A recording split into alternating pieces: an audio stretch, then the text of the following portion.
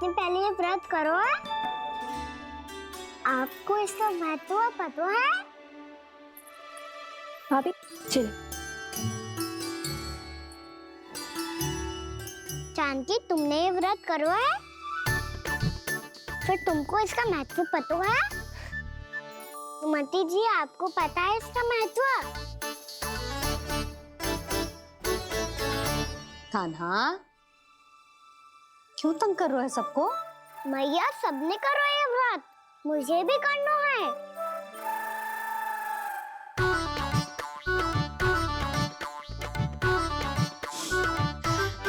ये व्रत केवल बड़ों के लिए होती है लल्ला। जब आप ये व्रत कर सकती हो, बाबा कर सकते हैं, ये सारी गोपियां कर सकते हैं, वो भी कर सकते हैं, तो मैं क्यों ना कर सकता? क्योंकि तू कल तक भूखा ना रह पाएगा लल्ला। जब भक्त रह सकते हैं, फिर मैं क्यों नहीं रह सकता? मेरा अर्थ है कि नारायण के भक्त मैया। मैया मान जाओ ना, मुझे करने दो ना ये व्रत। अपनी लल्ला पे आप विश्वास ना है आपको? विश्वास है। अच्छा ठीक है, तू भी कर ले।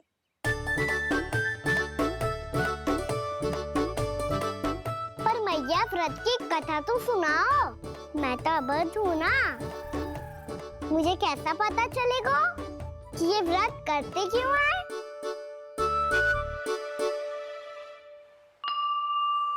प्रभु, मुझ अबोध को कैसे पता चलेगा कि इस व्रत का क्या विधि विधान होता है और क्यों रखा जाता है और इसका महत्व क्या होता है? मुझे तो आप ही बता सकते हैं प्रभु। जब व्रत कर रहे हैं, तब उसका महत्व भी पता होना चाहिए ना। बताओ ना मैया, क्यों रखते एकादशी का व्रत? इसके लिए तो तुझे एकादशी की कथा सुननी होगी। सुनेगो ना?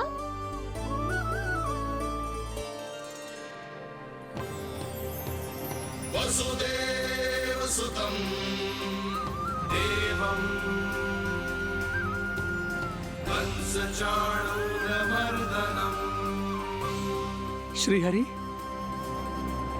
यशोदा परमानन्दम् कृष्णं वन्दे जगद्गुरुम्। वाह प्रभु, अपने भक्तों को एकादशी व्रत का महत्व समझाने का अच्छा उपाय खोज निकाला है आपने।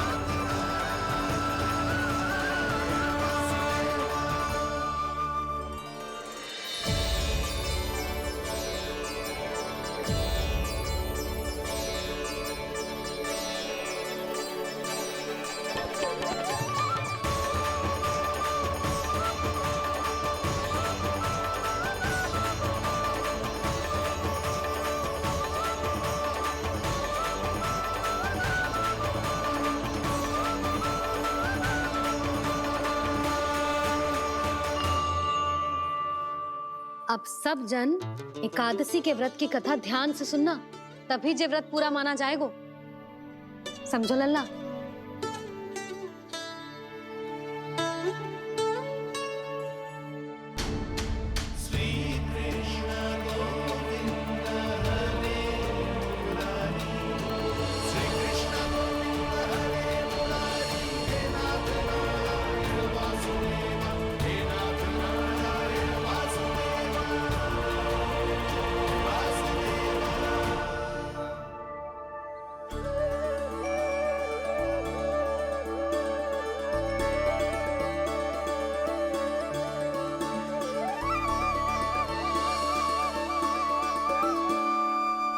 सतयुग में चंद्रावती नाम के नगर में मूरा नाम का एक असुर राज्य करता था।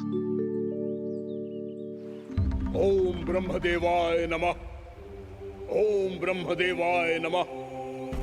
ओम ब्रह्मदेवाय नमः। ओम ब्रह्मदेवाय नमः।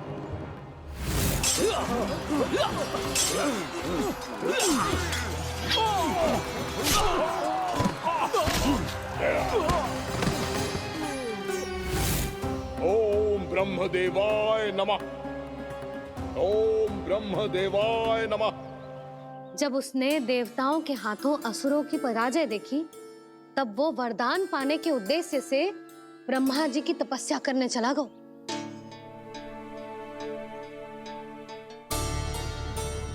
शीघ्र ही मूरा की तपस्या नमः। ओम ब्रह्मदेवाय नमः। ओम ब्रह्मदेवाय नमः।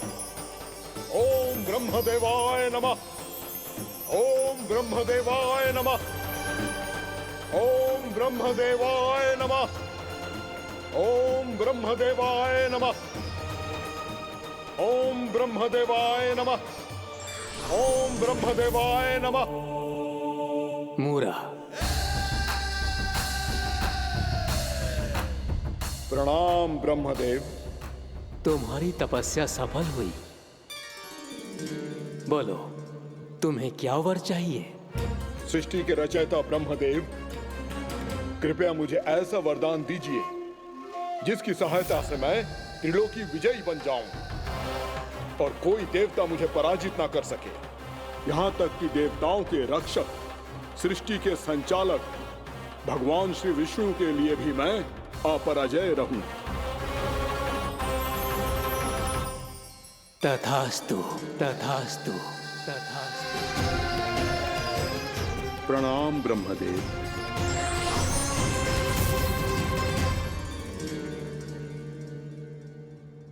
ऐसा वरदान पाकर मूरा बहुत अभिमानी होगा।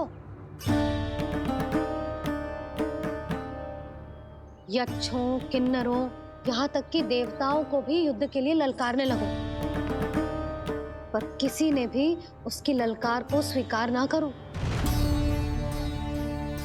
क्योंकि सभी उसकी शक्ति से बहुत भयभीत थे और उसके सामने युद्ध किए बिना ही अपनी पराजय स्वीकार करने लगे। और फिर दंभ में आके उसने स्वर्ग लोक पर भी आक्रमण कर दिया और देवराज इंद्र तक को चुनौती दे डाली।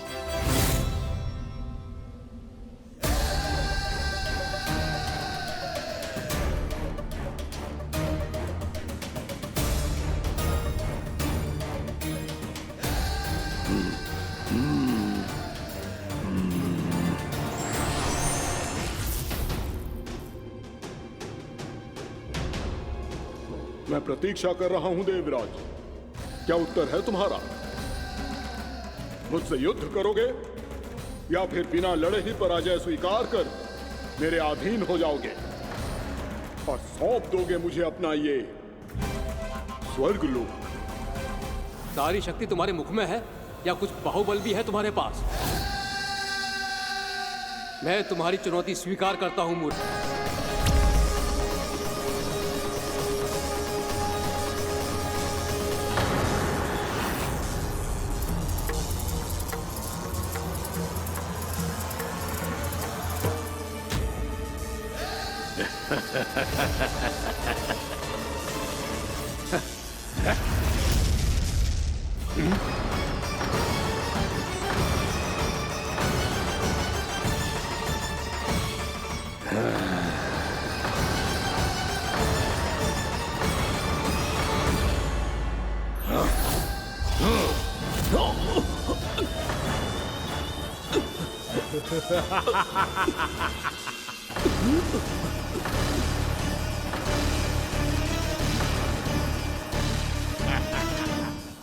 खैरिए देवगण, असुर राज मूरा को ब्रह्मदेव का आशीर्वाद प्राप्त है।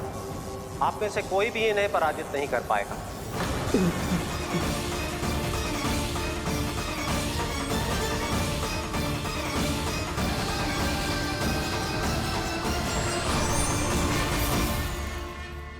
एक अवसर और देता हूं देवराज।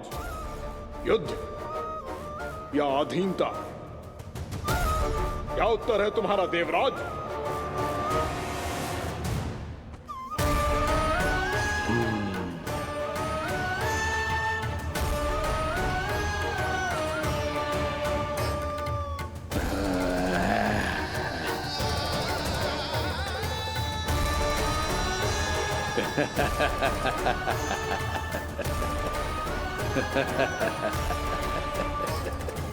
इंद्र और सभी देवताओं ने मूरा के आतंक में आके उससे भयभीत होके अपना सिंहासन छोड़ दियो।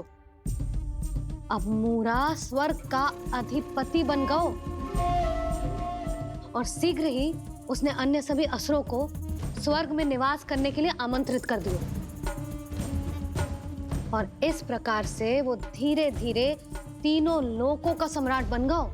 उसे किसी ने रोका नहीं मैया। ना लल्ला, इतना साहस किसी में था ही ना। और फिर ये निश्चित करने के लिए कि भविष्य में किसी और असुर की मृत्यु ना हो, वो यमराज पे भी विजय प्राप्त करने के लिए यमलोक की ओर प्रस्थान कर दियो। वो तो अपने आप को और सभी असुरों को अमर बनाना चाहता था।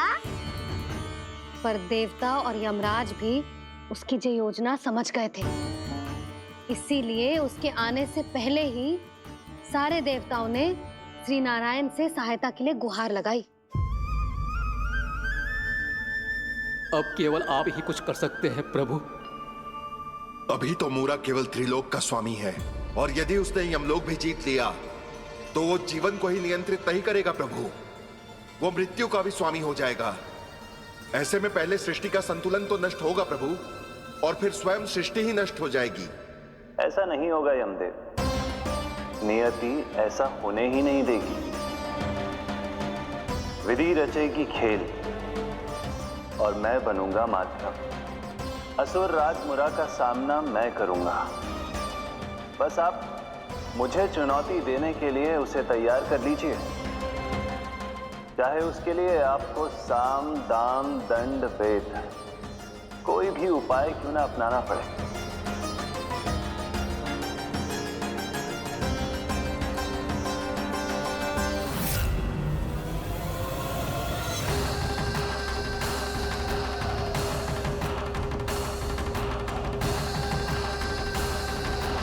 आप तो मेरी प्रतीक्षा में पहले से ही खड़े हैं यमदेव। तब तो आपने मेरी चुनौती के बारे में भी सुना ही होगा। कहिए, क्या उत्तर है आपका?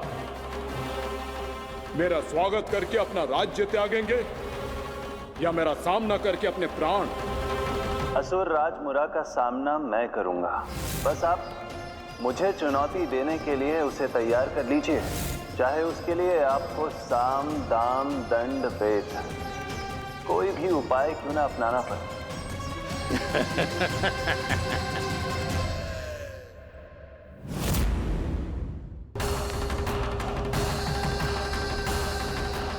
आप तो मेरी प्रतीक्षा में पहले से ही खड़े हैं यमदेव।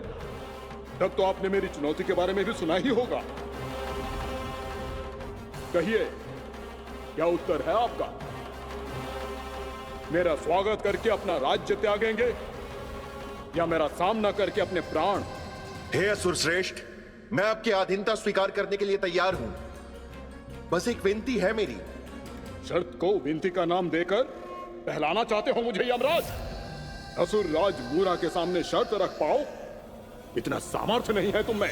इसका आभास है मुझे असुरराज, पर मैं आपकी अधीनता स्वीकार करूं इससे पहले आपको स्वामी धर्म का पालन करना होगा।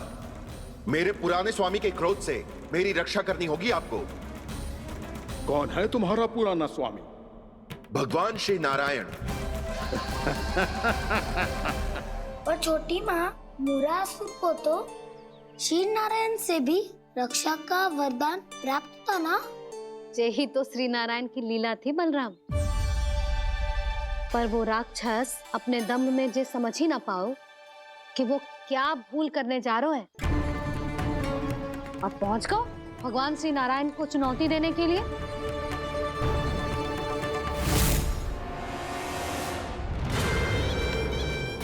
वहीं ठहर जाओ असुर राज मूरा।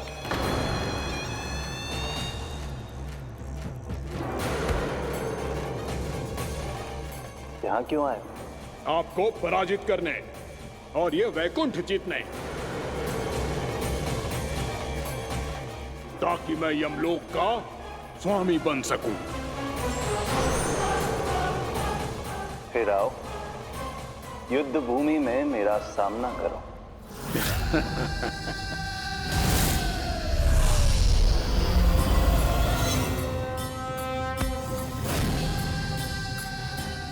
ये नहीं जानते कि इनसे ना हारने का वरदान तो मैं पहले ही प्राप्त कर चुका हूँ, इसलिए युद्ध ठीक से आरंभ हो पाए उससे पहले ही इन्हें जीत लूंगा मैं।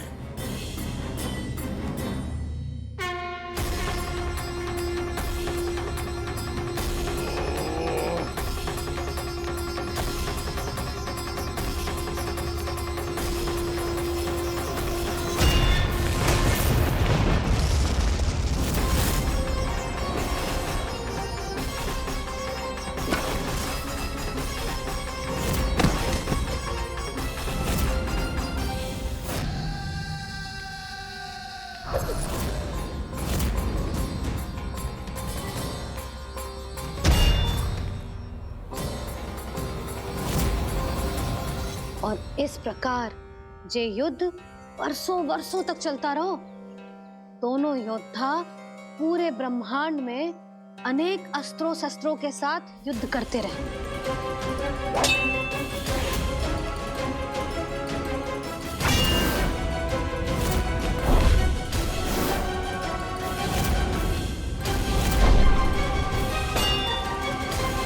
फिर क्या हुआ मैया?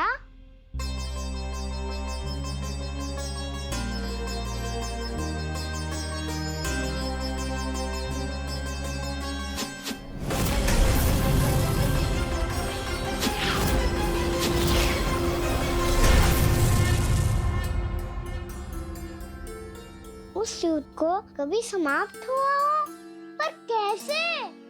शीघ्र ही वो राक्षस थक गौ लल्ला।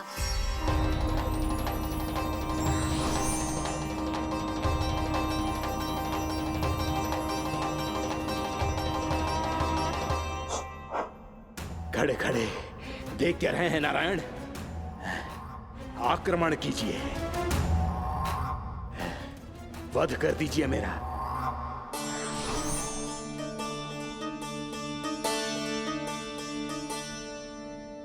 मैं तुम्हारी वीरता से प्रभावित हूं, इसीलिए इतनी थकान की स्थिति में मैं तुम जैसे वीर पर आक्रमण नहीं करूंगा।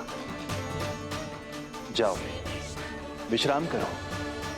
यदि फिर से युद्ध करने की इच्छा हो तो तुम्हारा स्वागत होगा।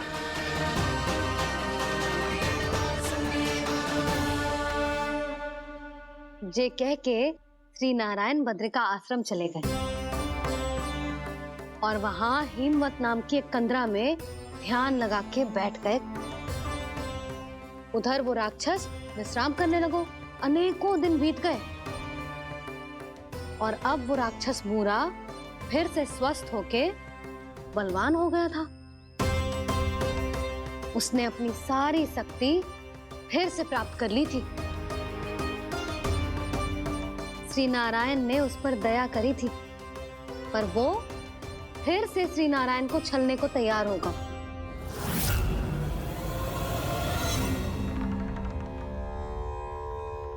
ध्यान में बैठे बैठे श्री नारायण योग निद्रा में चले गए, पर दुष्ट मूरा इसी अवसर का लाभ उठा के उनकी कंदरा में घुस आयो ताकि वो सोते हुए श्री नारायण पे आक्रमण कर सके।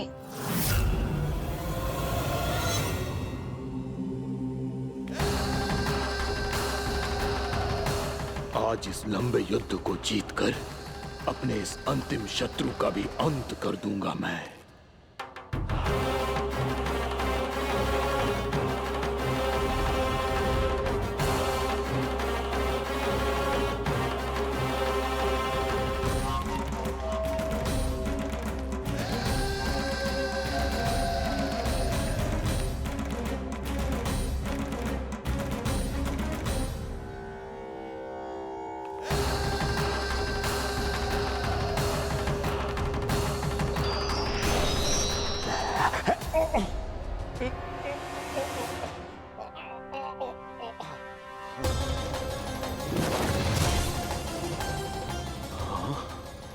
दुष्ट राक्षस! प्रभु ने तुझ पर दया की, तुझे संभलने का अवसर दिया। तू इन्हीं पर ही छल से वार करने चला है।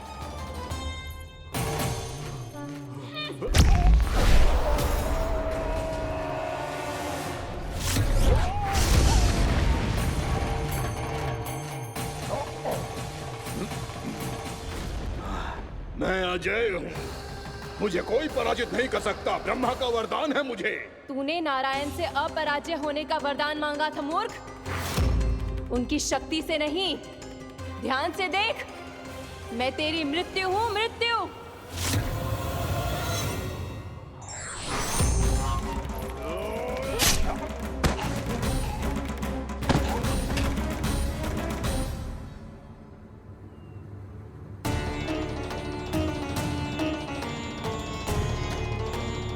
वो देवी कौन थी छोटी माँ?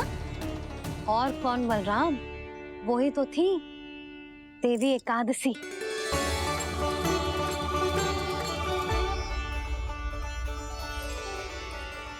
मुझे क्षमा कीजिए प्रभु, आपकी आज्ञा के बिना ही युद्ध करके आपके शत्रु को मृत्यु के घाट उतार दिया। क्षमा नहीं, आपकी तो प्रशंसा होनी चाहिए देवी। असुर राज को मारकर आपने सभी देवताओं को मुक्त करवाया है। इस पापी के अहंकार से तीनों लोकों की रक्षा की है आपने। आप एकादशी की तिथि पर मेरी एकादश इंद्रियों से उत्पन्न हुई हैं। इसीलिए मेरे सभी भक्त आपको उत्पन्न एकादशी के नाम से जानेंगे।